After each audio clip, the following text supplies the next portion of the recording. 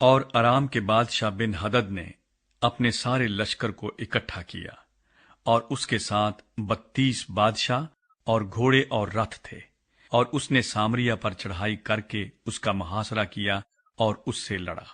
اور اسرائیل کے بادشاہ اخیب کے پاس شہر میں قاصد روانہ کیے اور اسے کہلا بھیجا کہ بن ہدد یوں فرماتا ہے کہ تیری چاندی اور تیرا سونا میرا ہے، تیری بیویوں اور تیرے لڑکوں میں جو سب سے خوبصورت ہیں وہ میرے ہیں۔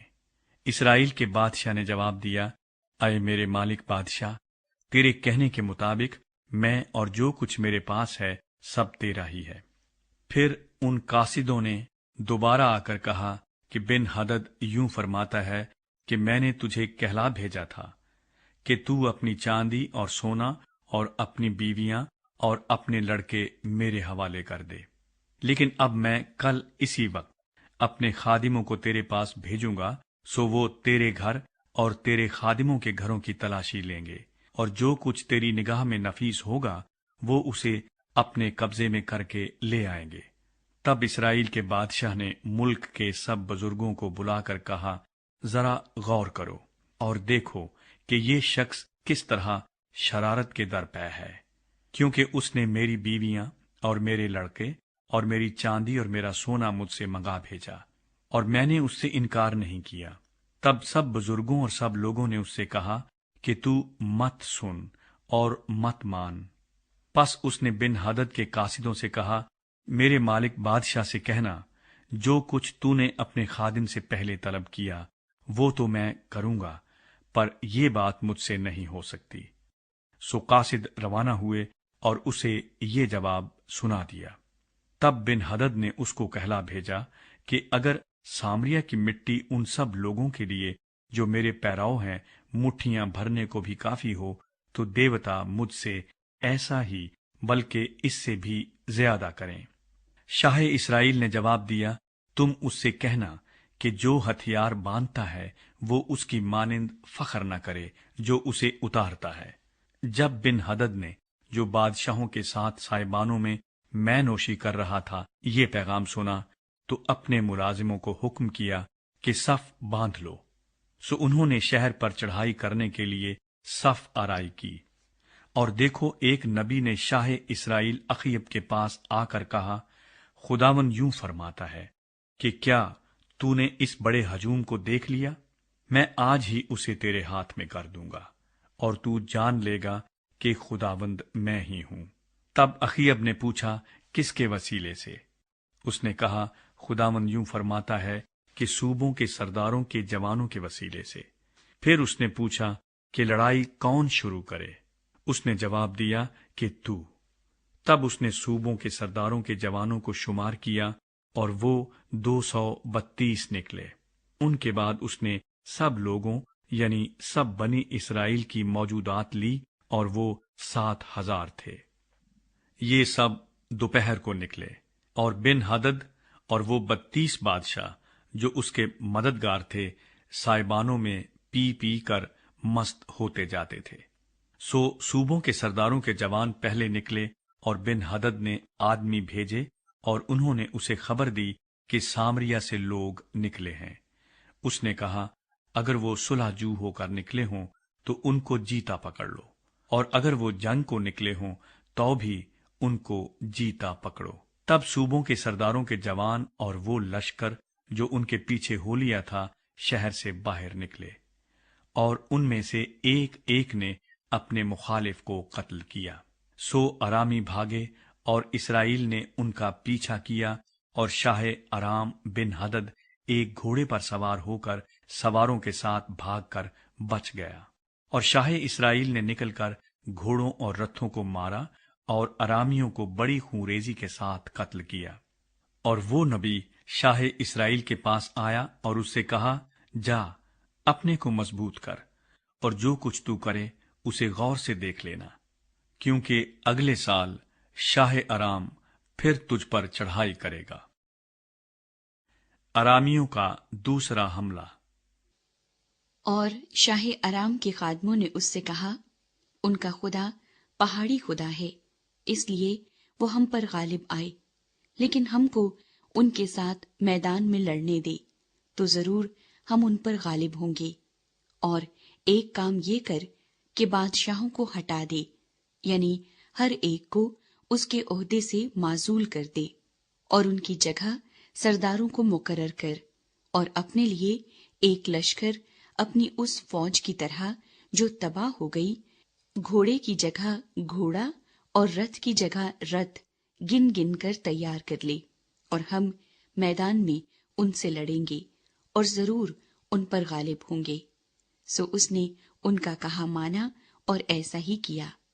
اور اگلے سال بن حدد نے ارامیوں کی موجودات لی اور اسرائیل سے لڑنے کے لیے افیق کو گیا، اور بنی اسرائیل کی موجودات بھی لی گئی اور ان کی رسد کا انتظام کیا گیا، اور یہ ان سے لڑنے کو گئے، اور بنی اسرائیل ان کے برابر خیمہ زن ہو کر ایسے معلوم ہوتے تھے جیسے حلوانوں کے 2 چھوٹے ریوڑ، پر ارامیوں سے وہ ملک بھر گیا تھا۔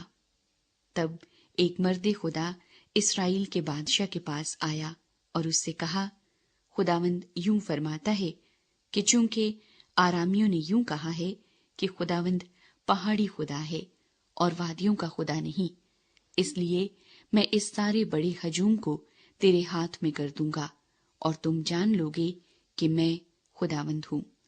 اور وہ ایک دوسرے کے مقابل 7 دن تک خیمہ زن رہے، اور 7ویں دن جنگ چھڑ گئی، اور بنی اسرائیل نے ایک دن میں ارامیوں کے 1,00,000 پیادے قتل کر دیے، اور باقی افیق کو شہر کے اندر بھاگ گئے، اور وہاں ایک دیوار 27,000 پر جو باقی رہے تھے گری، اور بن حدد بھاگ کر شہر کے اندر ایک اندرونی کوٹڑی میں گھس گیا، اور اس کے خادموں نے اس سے کہا، دیکھ، ہم نے سنا ہے کہ اسرائیل کے گھرانے کے بادشاہ رحیم ہوتے ہیں، سو ہم کو ذرا اپنی کمروں پر ٹاٹ اور اپنے سروں پر رسیاں باندھ کر شاہ اسرائیل کے حضور جانے دے، شاید وہ تیری جان بخشی کرے۔ سو انہوں نے اپنی کمروں پر ٹاٹ اور سروں پر رسیاں باندھی، اور شاہ اسرائیل کے حضور آ کر کہا کہ تیرا خادم بن حدد یوں عرض کرتا ہے کہ مہربانی کر کے مجھے جینے دے۔ اس نے کہا، کیا وہ اب تک جیتا ہے؟ وہ میرا بھائی ہے۔ وہ لوگ بڑی توجہ سے سن رہے تھے، سو انہوں نے اس کا دلی منشا دریافت کرنے کے لیے جھٹ اس سے کہا کہ تیرا بھائی بن حدد۔ تب اس نے فرمایا کہ جاؤ اسے لے آؤ۔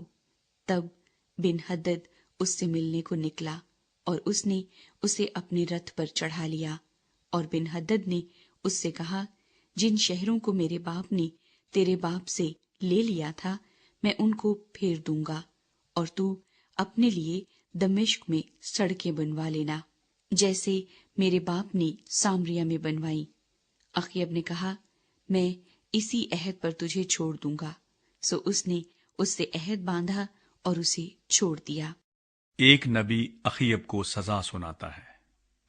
سو انبیاء زادوں میں سے ایک نے خداوند کے حکم سے اپنے ساتھی سے کہا، مجھے مار، پر اس نے اسے مارنے سے انکار کیا۔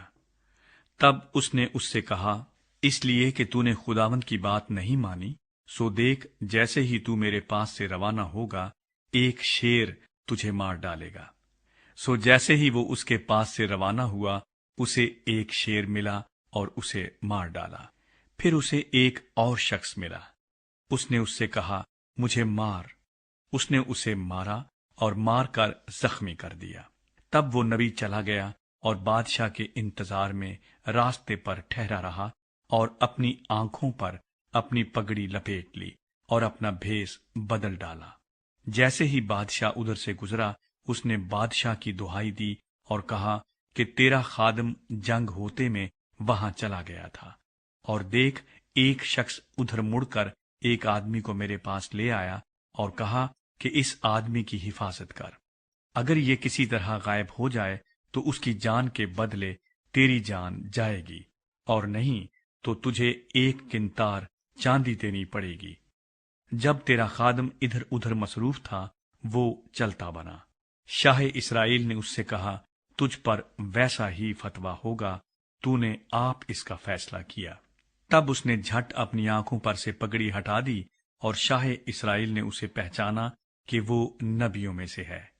और उसने उससे कहा, खुदावंद यूं फरमाता है, इसलिए कि तूने अपने हाथ से एक ऐसे शख्स को निकल जाने दिया जिसे मैंने वाजिबुल कत्ल ठहराया था, सो तुझे उसकी जान के बदले अपनी जान और उसके लोगों के बदले अपने लोग देने पड़ेंगे। सो शाह इस्राएल उदास और नाखुश होकर अपने घर को चला और सामरिया में आया। नबूत का